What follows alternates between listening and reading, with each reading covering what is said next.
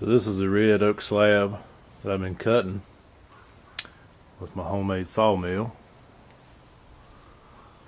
It's not a lot to look at, but it gets the job done. You see, I've already got 3 slabs cut. They turned out pretty good. This is about the max that my sawmill will cut. About 29 inches.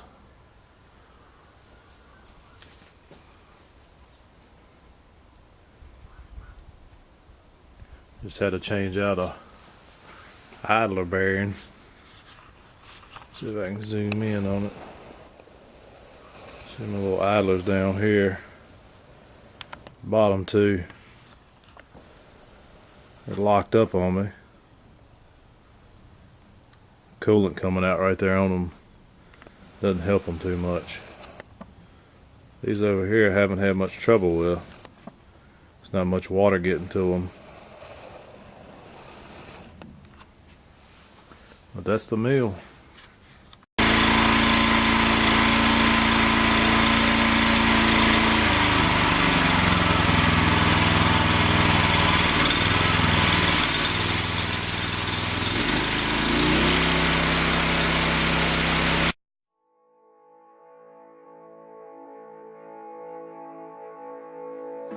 Letting go of every single dream, I lay each one down at your feet.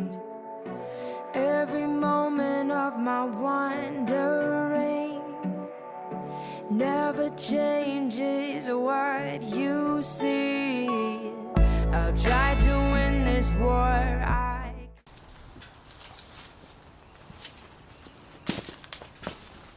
Take you over here where we can see what we're working with.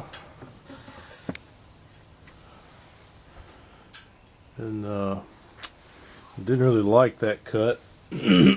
Sawmill's been setting for a while. The blade got a little rusty. I guess I need to start putting some WD-40 or something on the blade to keep it from rusting. So let's flip this over and see what it looks like.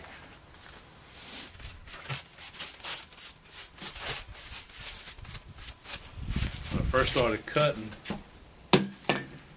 I would just stack them up with all the sawdust on it. And actually made a couple of my pieces get a little bit of mold on them. Get all that sawdust off. Helps that moisture to get off of it on the surface.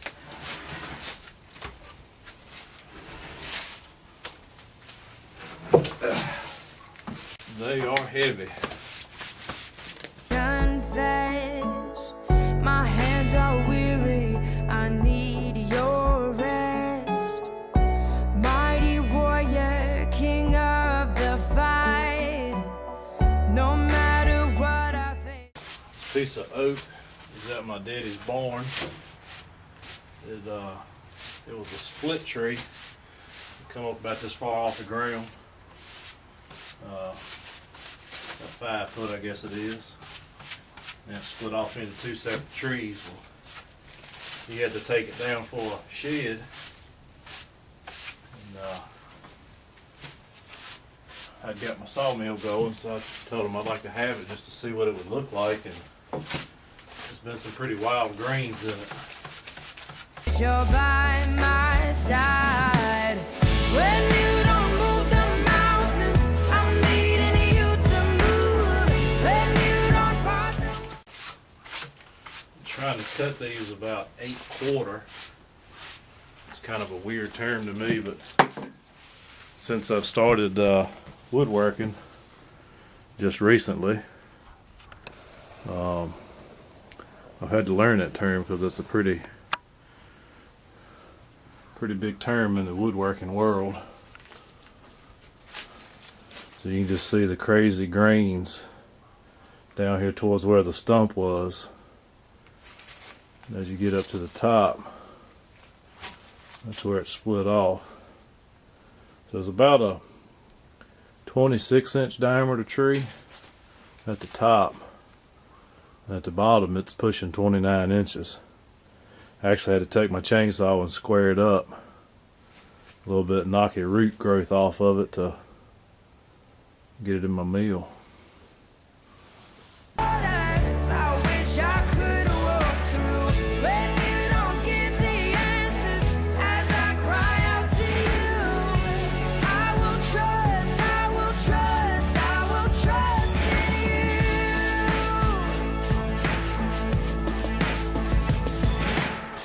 Truth is, you know.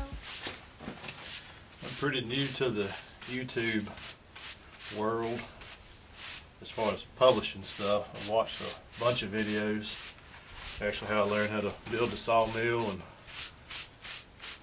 a lot of other stuff that I do. Where most of that information comes from. It's a good resource to have at hand because I like to be able to see what I'm doing instead of somebody just telling me what I'm doing. By no means am I expert on any of this.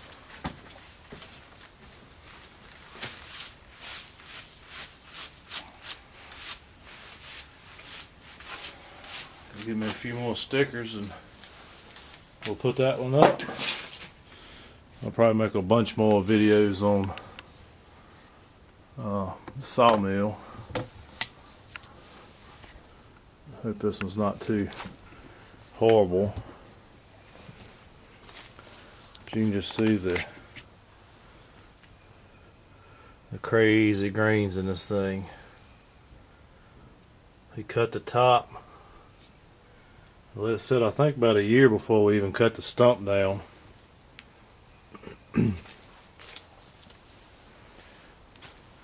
hope the camera's picking up this color variation in it. It's pretty wild. I got one more half of the stump.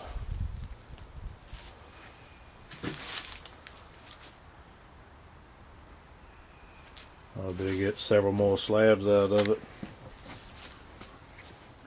Stay tuned, maybe I'll publish some more.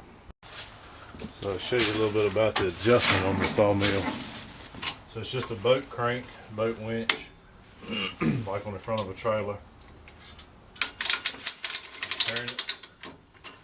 Cable goes up over a roller here, under a roller, under another roller, up over a roller, back down.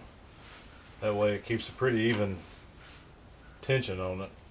And these two slides just slide up and down on this. It's 2.5 inch box tubing and 2 inch box tubing. 1/4 inch wall on this 2.5. So the 2 inch fits in it pretty snugly, so it keeps everything squared up, and that's about 12 inches. Two side pieces about 12 inches long. It's fairly simple. I just put a hodgepodge of different sawmills together that I saw and kind of got the basic concept and just made one of my own. Got a ruler here with the indicator so I can keep up with where I'm at and how thick I need to be cutting, how thick I am cutting. We'll get it set and cut another one.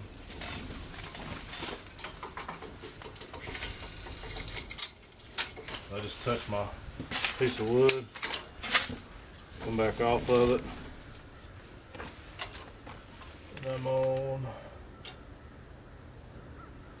I'm going to cut that one about 9.5. And I have this zeroed so my uprights that the wood's sitting on that you can't really see, when the blade touches that, this is on 0, the scale is. So that way I know how thick my last piece of wood's going to be working off of this.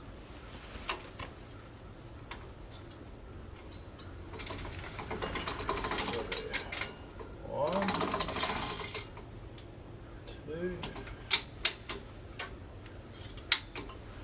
I always like to come back up on it a little bit, go down below where I want, and come back up on it so it tensions everything back up, gets everything leveled out. And that's that.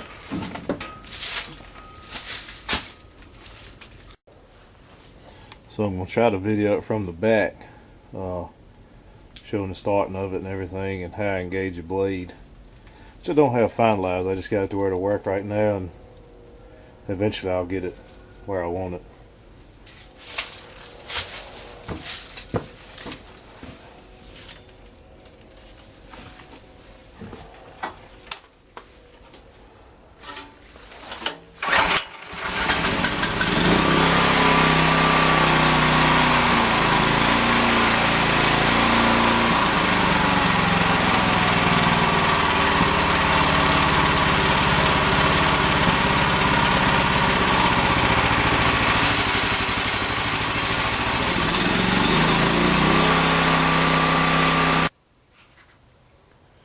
Alright, so we're going to try this again.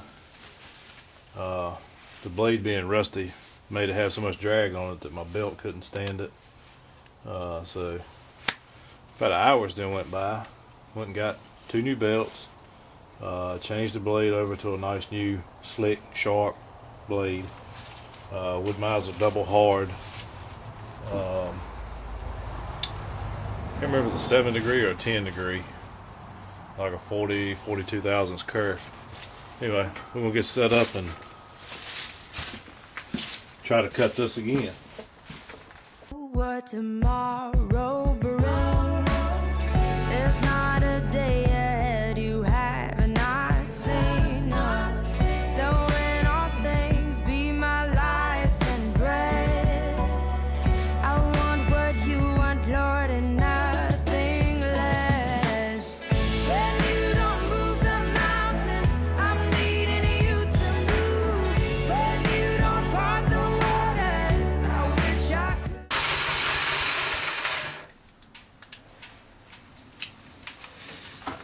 I don't really think the new blade even like that. New belt, not new blade.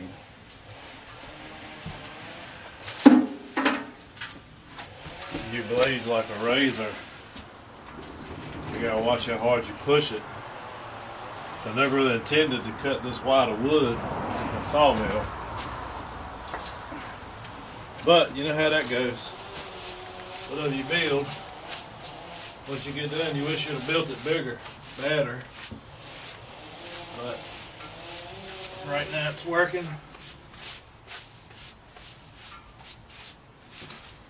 We're gonna keep on going with that. And for y'all that haven't noticed, this is a Harbor Freight Predator 420 cc engine. I love it. Started out with a small 5 horsepower Briggs. I never would have done this.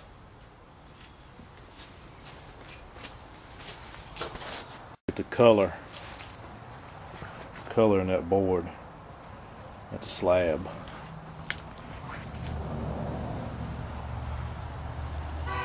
And that's the one that come off of it. What they call, I do believe, book matched ends. That'd be really nice to put side by side and make into a countertop or tabletop. As you can see, the pile has grown back there. I apologize if y'all hear me clearing my throat a lot. I just can't get over the grains in that board. And in that one, just the colors. Might be calling it correct as spalting, but I'm not 100% sure. If you get a chance to check out Out of the Woods with Nathan Elliott, that's where I've learned a lot of what I know about terminology with wood. But there it is. So I got 3-inch slab there. That's a 2-inch. And then the rest of those in that stack are 2 inches. 1, 2, 3, 4, 5, 6, 7 2-inch slabs. So hopefully they'll dry out good and not go crazy, warping up. Then I can turn them into something.